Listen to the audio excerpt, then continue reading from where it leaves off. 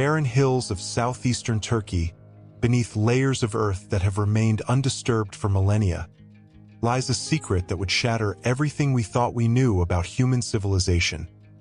A German archaeologist named Klaus Schmidt stood on a dusty hillside in 1994, holding fragments of carved limestone that would rewrite 12,000 years of human history. And as the sun beat down on that October day, he had no idea that beneath his feet lay the oldest known temple complex, ever constructed by human hands, predating Stonehenge by 6,000 years, predating the pyramids of Egypt by 7,000 years, predating even the invention of pottery, agriculture, and the wheel itself. This is the story of Göbekli Tepe, the lost civilization that existed when humans were supposed to be simple hunter-gatherers, and the cataclysmic events that buried it beneath the sands of time, forcing us to reconsider everything we believed about the origins of civilization, religion, and humanity's journey from primitive tribes to complex societies. What could drive Stone Age people, armed with nothing but stone tools and sheer determination, to carve massive pillars from bedrock, transport them up steep hillsides, and arrange them into precise circular formations that align with celestial bodies? Why would they bury this magnificent achievement deliberately, entombing their greatest creation beneath tons of earth as if hiding it from the gods themselves? And what catastrophic event at the end of the Ice Age might have motivated such an extraordinary undertaking, only to see it abandoned and forgotten for 115 centuries? The story begins not in 1994, but 11,600 years before the birth of Christ, in a world that would be utterly alien to modern eyes. The last ice age is ending. Massive glaciers that have covered much of the northern hemisphere for 100,000 years are finally retreating, and the climate of the Near East is undergoing a transformation that will make it the cradle of human civilization. The region we now call the Fertile Crescent, stretching from the Persian Gulf through modern-day Iraq, Syria, and Turkey and down to Egypt, is experiencing a golden age of abundance. Where once there was harsh tundra and sparse vegetation, now there are rolling grasslands thick with wild wheat and barley, forests of pistachio and almond trees, and herds of gazelle, wild cattle, and boar that darken the plains with their numbers. The people who inhabit this paradise are not the primitive, grunting cave dwellers of popular imagination, but sophisticated hunter-gatherers with complex social structures, deep spiritual beliefs, and an intimate knowledge of their environment that would put most modern humans to shame. They live in small, mobile bands of 20 to 50 individuals, following the seasonal migrations of game animals, harvesting wild grains when they ripen, and gathering nuts, fruits, and roots that grow in abundance. They have mastered fire, developed an array of specialized stone tools for different tasks, create intricate jewelry from shells and stones, and bury their dead with care and ceremony that speaks to a belief in an afterlife. Their world is one of plenty, but it is also one of uncertainty. The spirits of animals must be respected and appeased, the forces of nature must be honored, and the boundaries between the human world and the realm of the supernatural are thin and permeable. It is in this context that something extraordinary begins to happen on a limestone plateau in what will one day be called Anatolia. Groups of hunter-gatherers who have been visiting this site for generations, perhaps drawn by a sacred spring or a particularly good hunting ground, begin to undertake a project of staggering ambition and scale. They identify massive limestone pillars still embedded in the bedrock of nearby quarries, some of them weighing 10 tons or more, and using only stone tools, they begin the back-breaking work of carving them free. Imagine the scene. Dozens, perhaps hundreds of men working in coordination, pounding away at the limestone with hammer stones, creating grooves and channels, using wooden wedges and the freeze-thaw cycle to crack the stone along predetermined lines. The work is dangerous, exhausting, and requires a level of planning and cooperation that supposedly did not exist among hunter-gatherer societies. Yet here they are, generation after generation, committing themselves to a vision that will take decades, perhaps centuries, to complete. Once freed from the bedrock, these massive pillars, some of them standing 5 meters tall and weighing 16 tons, must be transported to the construction site on the hilltop, a feat that would challenge even modern engineers. Without wheels, without beasts of burden, without metal tools or complex machines, they devised systems of ropes, rollers, and sheer human muscle to drag these monoliths up steep inclines. The effort required is almost inconceivable. Scholars estimate that moving a single pillar would require the coordinated labor of 500 people, all working in perfect synchronization, all committed to a shared purpose that transcends individual gain or survival.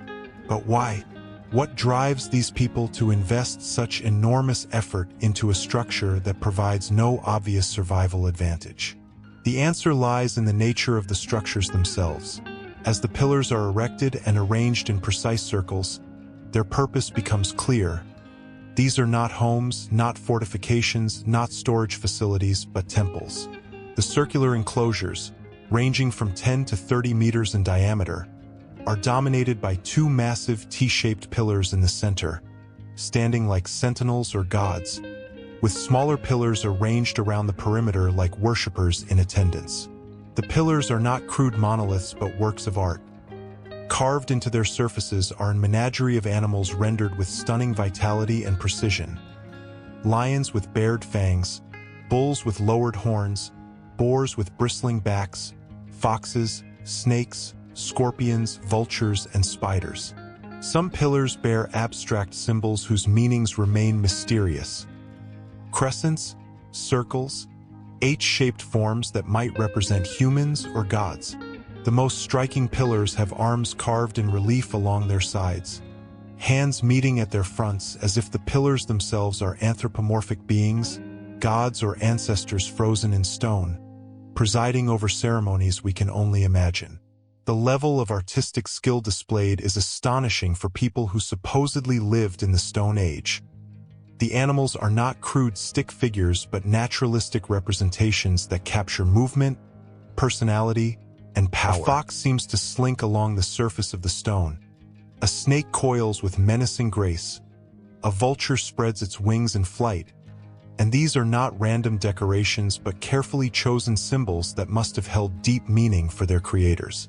The construction of Göbekli Tepe represents a paradigm shift in human behavior, a moment when our ancestors made a collective decision to invest enormous resources not in survival, not in comfort, but in the creation of sacred space. And this decision has profound implications.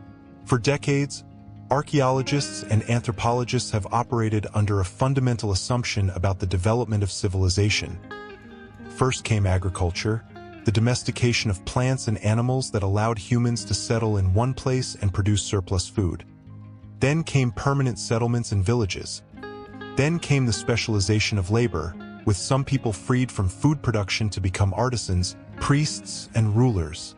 And finally came monumental architecture and complex religion. This sequence, known as the Neolithic Revolution, has been taught in every textbook and accepted as gospel truth. Göbekli Tepe demolishes this timeline completely. Here we have monumental architecture and complex religion appearing first, millennia before agriculture, before permanent settlements, before any of the supposedly necessary preconditions. The implications are staggering. Perhaps religion, not farming, was the real catalyst for civilization. Perhaps it was the need to gather for ceremonies, to maintain sacred sites, to organize large-scale communal projects, that drove humans to develop the social structures, planning capabilities, and organizational skills that would eventually lead to cities and states. Klaus Schmidt, the German archaeologist who would dedicate the rest of his life to excavating Göbekli Tepe, immediately grasped the revolutionary nature of his discovery. Standing on that hilltop in 1994, examining the carved stones that local shepherds had been noting for generations, he recognized what others had missed. Previous surveys had dismissed the site as a medieval cemetery, but Schmidt saw the truth. The stones were far older, the construction far more significant, and the implications far more profound than anyone had imagined. He began excavations in 1995, and with each passing season, each new enclosure revealed, the mystery deepened. This was not a single temple but a complex of at least 20 circular structures, built over the course of millennia, each generation adding to the work of their ancestors, creating a sacred landscape that served as a pilgrimage site for people across the entire region. The evidence suggests that hundreds, perhaps thousands of people would gather at Göbekli Tepe for ceremonies and feasts. Archaeologists have found the butchered remains of countless animals, gazelle, aurochs, wild sheep, evidence of massive communal meals that must have accompanied religious celebrations.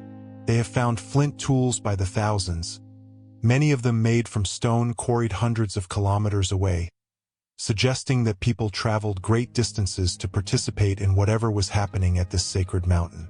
But the mystery deepens further when we examine the stratigraphy, the layers of earth that tell us the sequence of events. Göbekli Tepe was not abandoned gradually, not allowed to decay over centuries into picturesque ruins, but was deliberately buried. The circular enclosures were carefully filled with earth and rubble, the pillars entombed, the entire complex hidden beneath artificial hills that would protect it for 115 centuries. Why would people invest such enormous effort in building these structures only to bury them? The act of burial itself must have been a massive undertaking, requiring thousands of tons of fill material to be transported and carefully deposited. This was not casual abandonment but intentional preservation or concealment. Some scholars suggest the burial was an act of reverence, a way of closing or decommissioning sacred space that had fulfilled its purpose. Others propose it was an act of fear, a desperate attempt to appease angry gods or bury dangerous knowledge. The timing of the burial, around 9,500 years before Christ, coincides with a period of dramatic climate change and social transformation. The Younger Dryas, a period of sudden, severe cooling that interrupted the general warming trend at the end of the Ice Age, had ended about 1,000 years earlier, but its effects still reverberated through human societies. The abundant game that had sustained hunter-gatherer populations was declining, the wild grain fields were becoming less productive, and people were being forced to make difficult choices about their future. This is the moment when agriculture begins to appear in the archaeological record, not as a sudden discovery or divine gift, but as a gradual, probably reluctant adaptation to changing circumstances. People who had enjoyed the freedom and abundance of the hunter-gatherer lifestyle, who had gathered at Göbekli Tepe to celebrate that lifestyle and honor the animal spirits that sustained them, were now being forced to settle down, to tend fields of domesticated grain, to corral and breed animals they had once hunted. The transition was not easy and not necessarily desirable. Early farmers were less healthy than their hunter-gatherer ancestors, they were shorter, they had more dental problems, more diseases, and they worked much harder for a less varied diet. But agriculture had one crucial advantage. It could support larger populations in smaller areas, and once adopted, it set in motion a one-way transformation that would eventually give rise to cities, kingdoms, and empires. Perhaps the burial of Göbekli Tepe represents a funeral for the old way of life, a recognition that the age of the hunter-gatherers was ending and a new age was beginning. Or perhaps it represents something darker, a fear that the knowledge and power concentrated at Göbekli Tepe was too dangerous to leave accessible in this new agricultural world. To understand the full significance of Göbekli Tepe, we must step back and examine the world in which it was created. 11,000 years ago, the planet was emerging from the Pleistocene epoch, the geological age dominated by repeated glaciations that had sculpted continents and shaped the evolution of every species on Earth, including our own. Modern humans, Homo sapiens, had existed for roughly 200,000 years by this point, but for most of that time they had lived as hunter-gatherers, their populations small and mobile, their impact on the environment minimal. Then, around 50,000 years ago, something changed.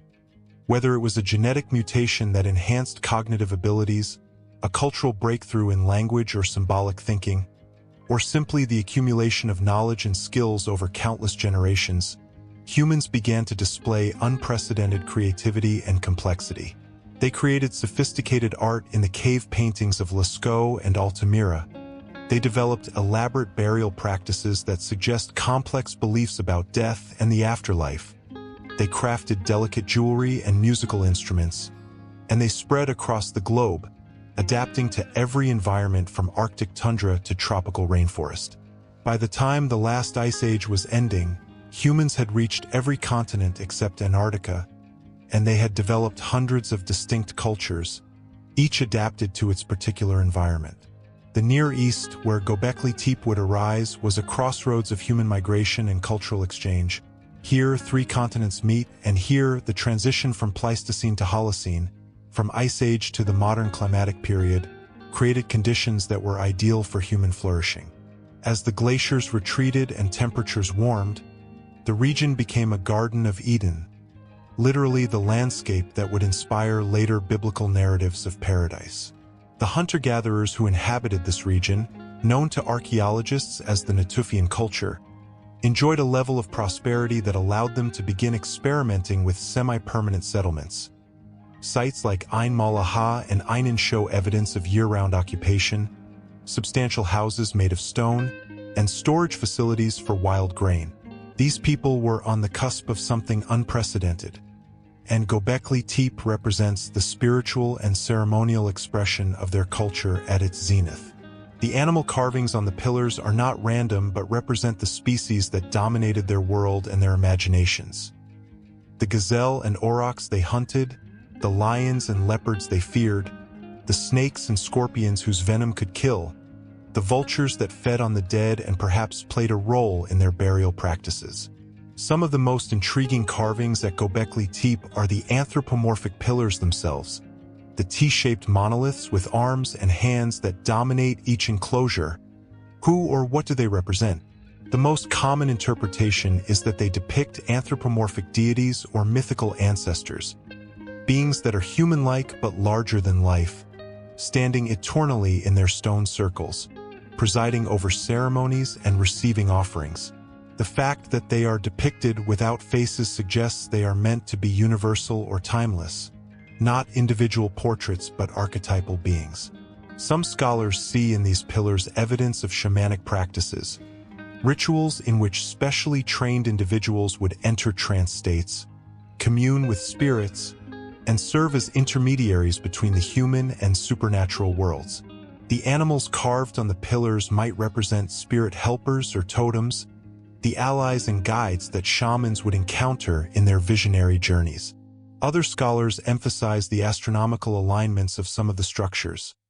Certain pillars and enclosures seem to be oriented toward the rising or setting of particular stars or constellations, suggesting that Göbekli Tepe served as a kind of Stone Age observatory, a place where the movements of celestial bodies were tracked and celebrated. The truth is probably more complex than any single interpretation. Göbekli Tepe likely served multiple functions simultaneously: temple, observatory, gathering place, feast site, and sacred landscape where the boundaries between different realms could be crossed. What is clear is that it represents a level of abstract thinking, long-term planning, and social coordination that fundamentally challenges our understanding of Stone Age capabilities. These were not simple people living simple lives. They were sophisticated thinkers grappling with the deepest questions of existence, meaning, and humanity's place in the cosmos. They were artists capable of creating images of stunning power and beauty, engineers capable of solving complex logistical problems, and organizers capable of mobilizing hundreds of people toward a shared goal. The existence of Göbekli Tepe forces us to ask uncomfortable questions about our assumptions regarding human progress. We tend to think of history as a steady upward climb from primitive to advanced, from simple to complex, but what if that is not accurate? What if there have been multiple moments in human history when people achieved remarkable sophistication, only to have that knowledge lost or abandoned? What if civilization is not a ladder but a wheel, with societies rising and falling, advancing and retreating, creating and destroying? The climate event known as the Younger Dryas provides crucial context for understanding both the creation and eventual abandonment of Göbekli Tepe. This dramatic cooling event, which lasted from approximately 10,800 to 9,600 years before Christ, was caused by a disruption in ocean currents, possibly triggered by the sudden drainage of massive glacial lakes in North America. Within a matter of decades, Temperatures in the northern hemisphere plummeted. Glaciers that had been retreating began advancing again, and the abundant grasslands and forests of the Near East underwent severe stress. For the hunter-gatherers who had been enjoying an extended period of prosperity, the Younger Dryas was a crisis of unprecedented proportions. Game animals declined, wild plant foods became scarce, and human populations faced starvation. It is during this period of stress that we see the first evidence of intensive plant cultivation and animal management, the desperate measures of people trying to maintain food security in a deteriorating environment. Göbekli Tepe's construction period overlaps with the end of the Younger Dryas and its immediate aftermath, suggesting that the site might have been built partially as a response to crisis, a way of appealing to supernatural forces for help, or a way of maintaining social cohesion and group identity in difficult times. When the Younger Dryas ended around 9,600 years before Christ, temperatures shot up again with remarkable speed, and the Near East returned to more favorable conditions. But the populations that had suffered through the cold period had changed. They had learned to cultivate plants and manage animals out of necessity, and now these practices were becoming embedded in their culture. The transition to full agriculture accelerated in the millennium following the Younger Dryas, and with it came a transformation in human society. Settlements became larger and more permanent, populations grew, social hierarchies became more pronounced, and warfare became more common as competition for land and resources intensified. The world that had created Göbekli Tepe, a world of mobile hunter-gatherers gathering for ceremonies at a shared sacred site, was disappearing, being replaced by a world of settled farmers living in increasingly complex villages. Perhaps this is why Göbekli Tepe was buried. It belonged to the old world, and its continued presence was incompatible with the new order that was emerging. The excavations at Göbekli Tepe have revealed tantalizing glimpses of the rituals that took place there. Archaeologists have found evidence of intensive feasting, with the bones of hundreds of animals showing signs of butchering and cooking. They have found stone basins or vessels that might have been used for brewing beer, one of the earliest examples of this technology, suggesting that alcohol played a role in ceremonial celebrations. They have found small stone sculptures, including a famous carving that seems to depict a person with an erect phallus, suggesting fertility rituals or celebrations of life force. They have found human remains, though intriguingly few of them, and those they have found show evidence of manipulation after death. Skulls have been modified, defleshed, and possibly displayed, suggesting complex mortuary practices that might have involved excarnation, the exposure of corpses to scavengers before final disposal. This practice, also evidenced by the prominence of vulture carvings throughout the site, connects Göbekli Tepe to later Neolithic practices documented at sites like Catalhoyuk, where vultures clearly played an important role in dealing with the dead. The animal imagery at Göbekli Tepe is not just decorative but tells a story about how these people understood their world. The animals are almost exclusively wild species, predators and dangerous creatures, suggesting a worldview in which humans existed in tension and balance with powerful natural forces. There are no domesticated animals depicted, no sheep or goats or cattle of the kind that would dominate later agricultural societies. This is emphatically a hunter's world, where the relationship between humans and animals was mediated through hunting magic, totemism, and respect for the autonomy and power of animal spirits. Some pillars show groups of animals in procession or interaction, suggesting narratives or myths that we can no longer reconstruct. A pillar might show a lion hunting a boar, with a fox watching from the side and a snake curving above. Is this a story? A cosmological map? A genealogy of clans represented by animal totems? We cannot know, but the careful arrangement suggests intentional meaning. Messages encoded in stone that were perfectly clear to their creators but remain frustratingly opaque to us. One of the most remarkable discoveries at Göbekli Tepe is the evidence of its evolution over time. The site was not built in a single campaign but developed over approximately 1,500 years, with multiple generations adding new enclosures, modifying existing ones, and eventually burying old structures to build new ones on top. The earliest enclosures, those in the bottom layers, are the most impressive, with the largest pillars, the most sophisticated carvings, and the most precise circular arrangements. As time goes on, the enclosures become smaller, the pillars less impressive, the workmanship less refined. This pattern is the opposite of what we would expect if we think of progress as inevitable improvement. It suggests that Göbekli Tepe was built at the height of a particular cultural florescence, and as that culture changed and declined, so too did the site's grandeur. By the time the last enclosures were being built, around 9,000 years before Christ, the ambitious vision of the original builders had been lost or abandoned, and soon after, the entire site was deliberately buried and abandoned. What happened to the people who built Göbekli Tepe? They did not vanish, but they did transform. Their descendants became the first farmers of the Neolithic Revolution, the people who founded villages like Catalhoyuk in Jericho, who domesticated wheat, barley, lentils, sheep, goats, and cattle, and who set in motion the processes that would eventually lead to cities, writing, and civilization as we know it. But something was lost in that transformation. The hunter-gatherer lifestyle, for all its uncertainties, offered a kind of freedom and direct connection to nature that agricultural societies could not match. Early farmers worked longer hours for a less varied diet, they were more vulnerable to disease, they were more subject to social hierarchies and control, and they lived with the constant anxiety of crop failure and famine. Perhaps the people who buried Göbekli Tepe understood this.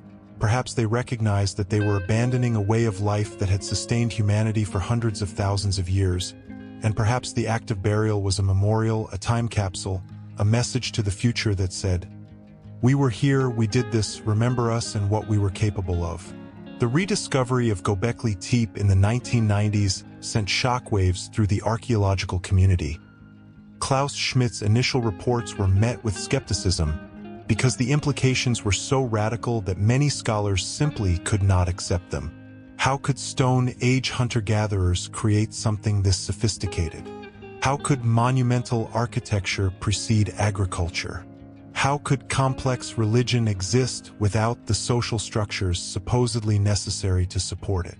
But as excavation continued year after year, as more enclosures were revealed, as radiocarbon dates confirmed the astonishing age of the site, skepticism gave way to acceptance and then to excitement. Here was proof that our ancestors were far more capable, far more creative, far more ambitious than we had given them credit for. Here was evidence that the human capacity for abstract thought, artistic expression, and social organization was not a recent development but had existed in full measure for thousands of years before the rise of civilization. Göbekli Tepe became a sensation not just among archaeologists but in popular culture. Documentaries were made, books were written, tourists began making pilgrimages to the remote Turkish hillside to see the ancient stones for themselves. But Göbekli Tepe also became a magnet for pseudo-archaeology and fringe theories. The site's age and sophistication made it perfect fodder for those who believed that ancient advanced civilizations, lost technologies, or even alien interventions shaped human history. These theories, while entertaining, distract from the real story, which is far more interesting. Göbekli Tepe was built by humans, our direct ancestors, using nothing but stone tools, human ingenuity, and the power of shared belief and collective effort. The fact that they could accomplish this without wheels, without metal, without domesticated animals, without writing, makes their achievement more, not less, impressive. It demonstrates that the essential qualities that make us human, creativity, imagination, spirituality, cooperation, are not products of civilization but predate it. We do not need cities or technology to be fully human. We need only the capacity to dream, to create, and to work together toward goals that transcend individual survival. The excavation of Göbekli Tepe is far from complete. Archaeologists estimate that they have uncovered less than 5% of the site, and ground-penetrating radar suggests that many more enclosures remain buried beneath the hillside, waiting to be revealed. Each excavation season brings new discoveries, new mysteries, new reasons to revise our understanding of the site and its significance. In recent years, archaeologists have discovered evidence of buildings that might have housed the workers or pilgrims who visited the site, suggesting that Göbekli Tepe might not have been entirely devoid of permanent residents. They have found stone vessels carved with intricate designs, more sculptures of animals and humans, and tantalizing hints of pigments that suggest the pillars might once have been painted in vivid colors. They have also found evidence that connects Göbekli Tepe to a wider network of similar sites in the region. Karahan Tepe, Harbutsuvan Tepesi, and other locations show comparable architectural styles and iconography, suggesting that Göbekli Tepe was not unique but was part of a broader cultural phenomenon, a network of sacred sites that drew people from across the Fertile Crescent. The question of why Göbekli Tepe was built remains, ultimately, unanswerable with certainty. We can make educated guesses based on archaeological evidence, comparative ethnography, and theories about religion and social organization, but we cannot interview the builders, cannot read their thoughts, cannot know for sure what inspired them. Perhaps the truth is that there was no single reason but many reasons overlapping and reinforcing each other. Perhaps different enclosures served different purposes and held different meanings for different groups. Perhaps some came seeking communion with animal spirits, others came to mark the passage of seasons with astronomical observations, others came for the feasts and social gatherings, and still others came because their ancestors had come, because tradition demanded it, because this was simply what one did. Human motivations are complex and often contradictory, and there is no reason to believe that Stone Age people were any less complex than we are.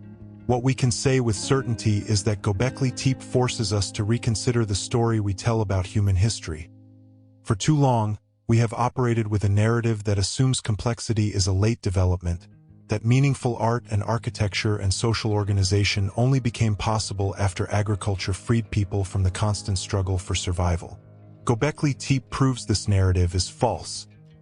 Meaningful art, sophisticated architecture, and complex social organization all existed before agriculture, and indeed, might have been the motivating factors that led to agriculture's development. The story of human progress is not a simple linear progression from primitive to advanced, but a complex web of developments, experiments, advances, and retreats, with different populations finding different solutions to the challenges of existence. Some of those solutions, like agriculture and civilization, proved so successful and so transformative that they spread across the globe and reshaped the planet. Other solutions, like the hunter-gatherer lifestyle that created Göbekli Tepe, were largely abandoned, surviving only in marginal environments where agriculture was not viable. But the abandonment of a lifestyle does not mean it was inferior. Indeed, by many measures, hunter-gatherers lived better lives than early farmers, with more leisure time, better health, more varied diets, and more egalitarian social structures. The transition to agriculture was not inevitable and not necessarily desirable. It was a response to specific circumstances, particularly increasing population pressure and climate change, that made the hunter-gatherer lifestyle unsustainable. Once adopted, agriculture created a feedback loop that made it impossible to return to the old ways.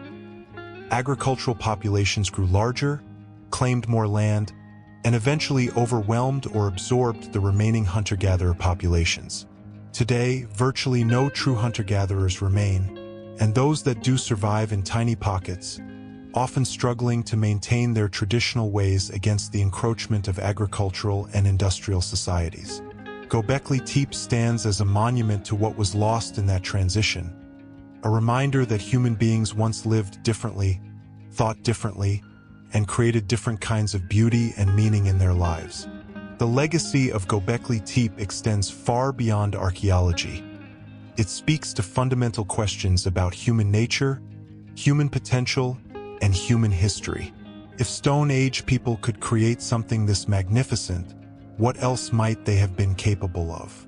What other achievements might have been lost to time, buried under sediment or eroded away by wind and rain?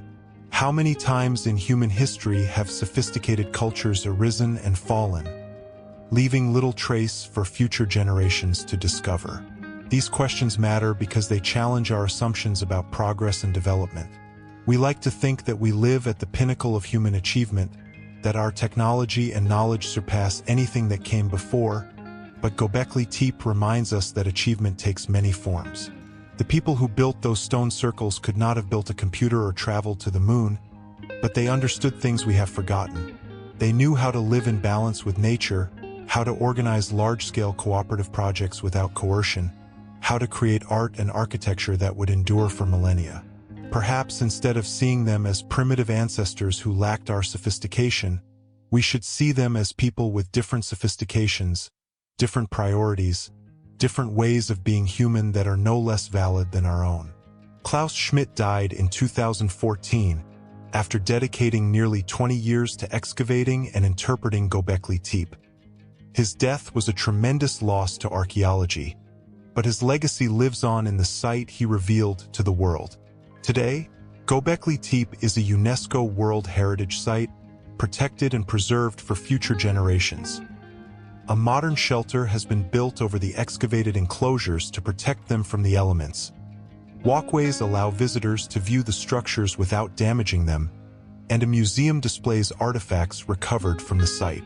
Thousands of tourists visit each year, drawn by the mystery and majesty of these ancient stones, and each visitor leaves with a new appreciation for the capabilities of our ancestors. The site has become a point of pride for Turkey, a symbol of the region's deep history and cultural significance. It has also become a rallying point for archaeologists arguing for greater protection of ancient sites around the world, many of which face threats from development, looting, and conflict. The broader region where Göbekli Tepe is located, southeastern Turkey near the Syrian border, has long been a crossroads of civilizations. This is the northern edge of Mesopotamia, the land between the rivers where the Sumerians would later invent writing, where the Akkadians would build the first empire, where countless kingdoms and empires would rise and fall over the following millennia. But Göbekli Tepe predates all of them. It was already ancient when the first cities were founded, already forgotten when the first kings began recording their deeds in cuneiform script. The fact that it has survived at all is remarkable. The deliberate burial that ended its active use inadvertently preserved it, protecting the carved pillars from erosion and weathering that would have destroyed them if left exposed. In a sense, the people who buried Göbekli Tepe succeeded in their goal, whether that goal was preservation or concealment. They ensured that their creation would survive, hidden but intact, waiting for a time when it could be rediscovered and appreciated.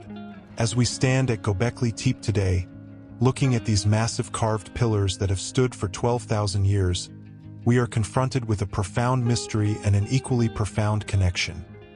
These stones were shaped by human hands, moved by human muscles, arranged according to human vision. The people who created them are our direct ancestors, genetically almost identical to us, with the same brain structure, the same capacity for thought and emotion, the same fundamental human nature. When we look at the animals they carved, we are seeing what they saw, the lions and bulls and snakes that populated their world. When we stand in the circular enclosures, we are standing where they stood, participating however distantly in the sacred geography they created. And when we wonder about their motivations and beliefs, we are engaged in the same quest for meaning that drove them to create this place. We are separated from the builders of Göbekli Tepe by 12,000 years, by the entire span of recorded history, and then 6,000 years more, by the agricultural revolution, the urban revolution, the industrial revolution, and everything that came with them. But we are also connected to them by an unbroken chain of human experience, by the fact that they too looked at the stars and wondered, they too gathered together for ceremonies and celebrations. They too felt awe and mystery in the presence of forces larger than themselves. Göbekli Tepe reminds us that civilization is not the same as humanity. Civilization is a particular way of organizing human societies that emerged relatively recently and that has both benefits and costs. Humanity is far older and far more diverse than any single organizational form. Humanity is the capacity to create, to imagine, to cooperate, to seek meaning, and these capacities existed long before cities and writing. They exist independently of technology and progress. The people who built Göbekli Tepe were fully human in every sense that matters, and their achievement stands as proof that human creativity and ambition are not products of civilization but precede it. In this sense, Göbekli Tepe is not just an archaeological site but a philosophical statement, a challenge to our assumptions about what humans are and what we are capable of. The cataclysm that buried Göbekli Tepe was not a single dramatic event but a slow transformation, the gradual replacement of one world by another, one way of life by another, one set of values and beliefs by another. The hunter-gatherers who created Göbekli Tepe lived in a world where humans were one species among many, where survival depended on understanding and respecting the animals they hunted, where the spirits of nature were real and present forces that had to be honored and appeased. The farmers who buried Göbekli Tepe lived in a different world, one where humans increasingly dominated nature, where plants and animals were resources to be managed and controlled, where the spirits of nature receded and were replaced by gods of agriculture and fertility, of weather and harvest. This transformation was not instantaneous but unfolded over centuries, and Göbekli Tepe existed at the hinge point between these two worlds, a monument to the old way built just as it was becoming obsolete. The burial of the site was an acknowledgement of this transformation, a recognition that the age of the hunter-gatherers was ending and a new age beginning. But perhaps there is another way to interpret the burial of Göbekli Tepe, one that speaks to hope rather than loss. Perhaps the builders understood that they were creating something that would outlast them, something that would speak to future generations. By burying the site, they protected it from destruction, ensuring that it would survive until a time when people would once again be able to appreciate it. In this interpretation, the burial was not an ending but a beginning, not a funeral but a time capsule, deliberately preserved so that 12,000 years later, we could rediscover it and learn from it. Whether this interpretation is accurate, we cannot know, but it offers a more hopeful vision of the past, one in which our ancestors were not just reacting to circumstances but actively shaping the future, thinking about legacy and continuity across vast spans of time. The stones of Göbekli Tepe have witnessed 12,000 years of human history. They stood silent while the first farmers planted their crops in the valleys below, while the first potters shaped clay into vessels, while the first metallurgists discovered how to smelt copper and bronze. They stood silent while the great civilizations of Mesopotamia rose and fell, while the Sumerians invented writing, while Hammurabi codified his laws, while the Assyrians built their empire, while Babylon reached its glory under Nebuchadnezzar. They stood silent while Alexander the Great marched east to conquer the known world, while the Roman legions extended their dominion across 3 continents, while Christianity and Islam emerged and spread across the lands. They stood silent through the Middle Ages, through the Renaissance, through the Age of Exploration and Colonialism, through the Industrial Revolution and the World Wars, through the Atomic Age and the Space Age, waiting patiently beneath their covering of Earth for the moment when they would be rediscovered and their story told once more. And now that moment has arrived. Now we stand at Göbekli Tepe and grapple with its implications, trying to understand what it means for our conception of history, for our understanding of human nature, for our vision of the future. The site raises as many questions as it answers, and perhaps that is as it should be. Perhaps the greatest legacy of Göbekli Tepe is not the specific information it provides about Stone Age religion or social organization, but the way it forces us to question our assumptions, to remain humble in the face of the past's complexity, to recognize that there is much we do not know and may never know about the people who came before us. Every generation rewrites history based on new evidence and new perspectives, and Göbekli Tepe has given us reason to undertake a major rewriting, to reconsider everything we thought we knew about the origins of civilization and the capabilities of prehistoric humans. The excavations continue, and each year brings new discoveries that add nuance and detail to our understanding. Recently, archaeologists have begun to explore the possibility that Göbekli Tepe was not an isolated phenomenon but part of a broader cultural complex that extended across the entire Fertile Crescent. Sites like Karahan Tepe, just 40 kilometers from Göbekli Tepe, show similar architectural styles and date to roughly the same period. Other sites like Navali Kori, now submerged beneath a reservoir, and Keonu, further to the west, show connections to the same cultural tradition. These discoveries suggest that the pre-Pottery Neolithic period, the centuries between 11,000 and 8,000 years before Christ, was a time of remarkable cultural fluorescence across the entire Near East, a time when hunter-gatherers and early farmers experimented with new forms of social organization, new types of monuments, and new ways of relating to the sacred. Göbekli Tepe may have been the largest and most impressive of these sites, but it was not alone. It was part of a network, a cultural sphere that extended across hundreds of kilometers and linked diverse populations in a shared set of beliefs and practices. This realization opens up new avenues of research and new questions to explore. How did these sites communicate with each other?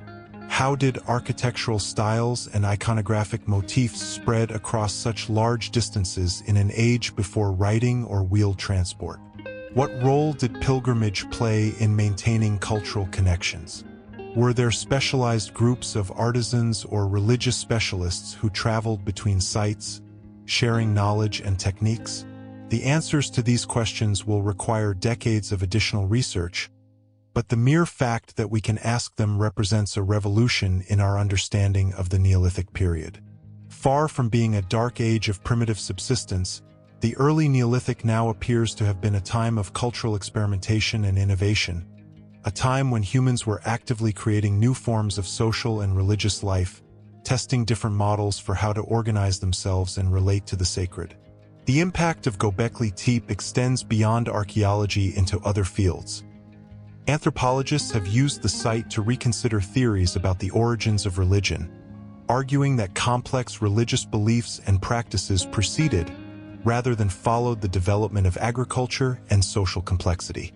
Cognitive scientists have studied the site for insights into the evolution of symbolic thinking and abstract reasoning, asking what kind of mental capabilities would be required to conceive of and execute such an ambitious project.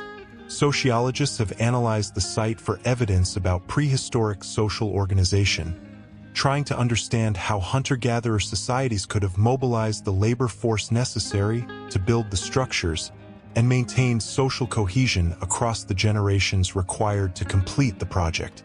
Art historians have examined the carvings for insights into prehistoric aesthetics and artistic techniques, marveling at the skill and creativity displayed by artists working with nothing but stone tools. Each discipline finds something different in Göbekli Tepe. Each perspective adds another layer of understanding, and together they create a rich, multifaceted picture of a moment in human history that was far more complex and interesting than we ever imagined. But perhaps the most important impact of Göbekli Tepe is on our collective imagination.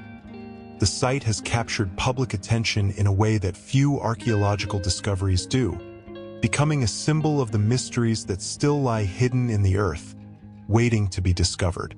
It reminds us that history is not a closed book, that we do not know everything there is to know about the past, and that surprises still await us.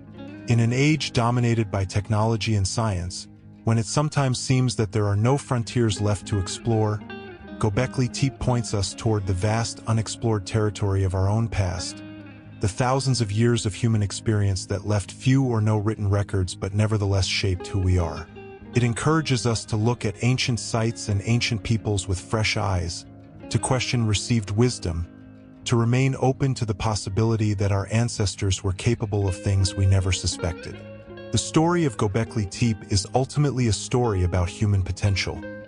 It is a story about what people can achieve when they work together toward a shared goal, when they invest their energy not in immediate survival, but in creating something meaningful and lasting.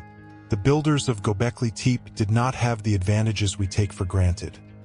No metal tools, no machines, no written plans, no formal education, no centralized authority to coordinate their efforts. What they had was vision, determination, skill, and the ability to cooperate across families and generations to realize an ambition that must have seemed impossible. They carved massive stones from bedrock using nothing but other stones. They transported multi-ton pillars up hillsides using nothing but ropes and muscle. They arranged these pillars into precise circles guided by nothing but their knowledge of geometry and astronomy, and they decorated them with carvings of such skill and artistry that they still move us 12,000 years later. And when their work was done, when the last pillar was erected and the last carving completed, they buried it all, entombing their greatest achievement beneath the earth. Why they did this remains a mystery, but the act itself speaks to a kind of wisdom, a long-term thinking that is increasingly rare in our modern world. They understood that endings are as important as beginnings, that closure is necessary before new chapters can begin, that sometimes the best way to preserve something is to let it go. The burial of Göbekli Tepe was an act of tremendous significance, a collective decision that must have involved hundreds or thousands of people, a final ceremony that closed one chapter of human history and opened another. We can imagine the scene. The entire community gathered on the hilltop, perhaps for one last great feast, one last round of ceremonies in the circular enclosures, and then the slow, deliberate work of filling them in, carrying basket after basket of earth and rubble, covering the pillars inch by inch, until finally the last carved surface disappeared from view and the hilltop was transformed into a smooth mound, indistinguishable from the natural landscape. For 11,500 years, Göbekli Tepe slept beneath that mound, forgotten by history, unknown to the countless civilizations that rose and fell in the surrounding lands. The Hittites, the Assyrians, the Persians, the Greeks, the Romans, the Byzantines, the Arabs, the Seljuks, the Ottomans, all passed by without knowing that beneath an unremarkable hill lay one of humanity's greatest achievements. Local shepherds grazed their flocks on the hillside, farmers plowed fields nearby, armies marched past, caravans traveled the ancient trade routes, and the stones remained hidden, waiting. It was only in the 20th century, only in our own time, that they were finally revealed, and the timing feels significant. Perhaps we needed to reach a certain level of development, a certain maturity as a species, before we could truly appreciate what Göbekli Tepe represents. Perhaps earlier generations would have seen only pagan idols to be destroyed, or valuable stone to be quarried and reused, or curiosities to be plundered for museums and private collections.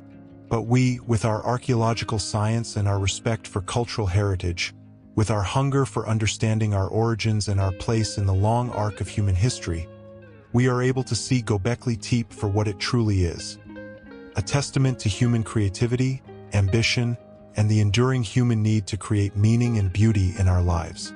The rediscovery of Göbekli Tepe coincided with the development of new technologies and methodologies that made it possible to study the site in ways that would have been impossible even a generation earlier. Radiocarbon dating allowed precise determination of the site's age. Ground-penetrating radar revealed the extent of structures still buried underground. Chemical analysis of residues on stone vessels provided evidence about ancient beverages and food preparation.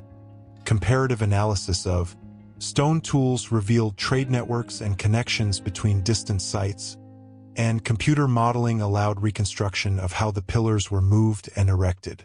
These technologies transformed archaeology from a primarily descriptive discipline focused on cataloging artifacts into a scientific endeavor capable of answering detailed questions about ancient people's lives, beliefs, and capabilities.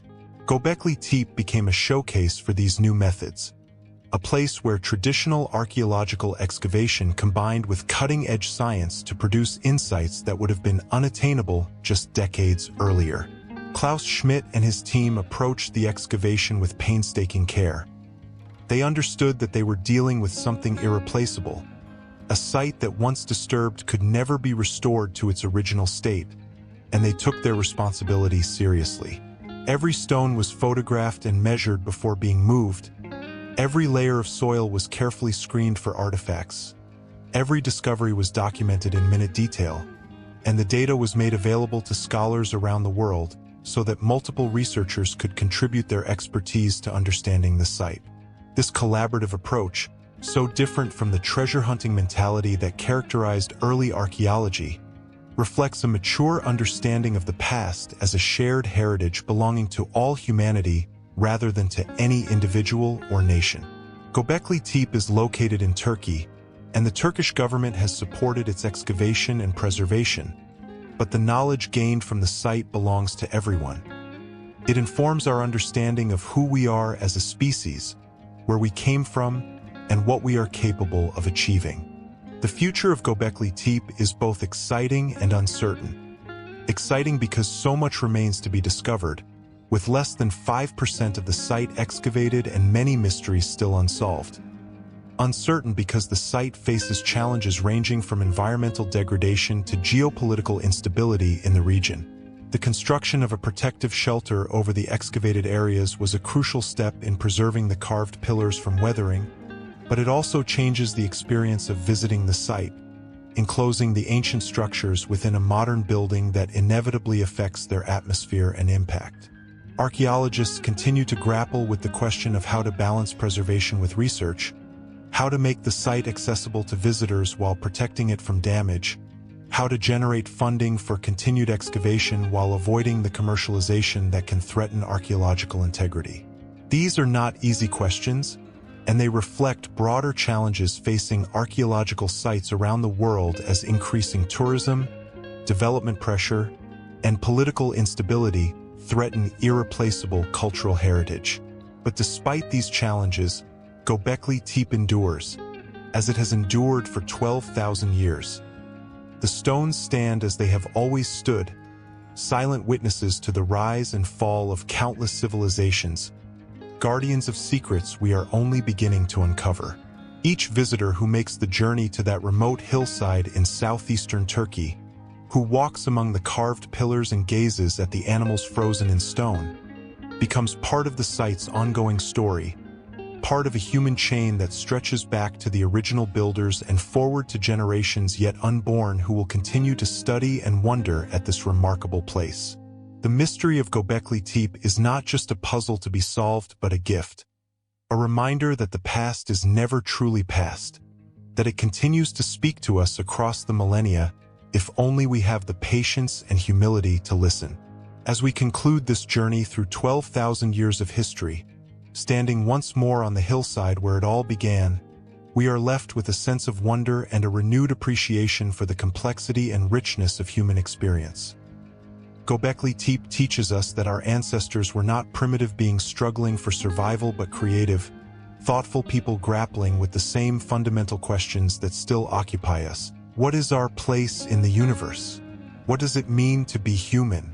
How should we relate to the natural world and to each other? What legacy will we leave for future generations?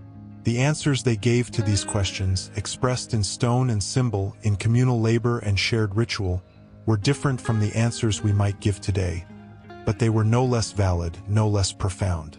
Göbekli Tepe stands as a monument to these questions and to the human capacity to wrestle with them, to create meaning and beauty even in the face of uncertainty and change, to build something that will endure long after we are gone. This is the true lesson of Göbekli Tepe, the message that traveled across 12,000 years to reach us. We are capable of greatness, we always have been, and the potential for creation, for cooperation, for transcendence, lies within us still, waiting to be awakened, waiting to build the monuments and tell the stories that will inspire wonder in those who come after us, just as the stones of Göbekli Tepe inspire wonder in us today.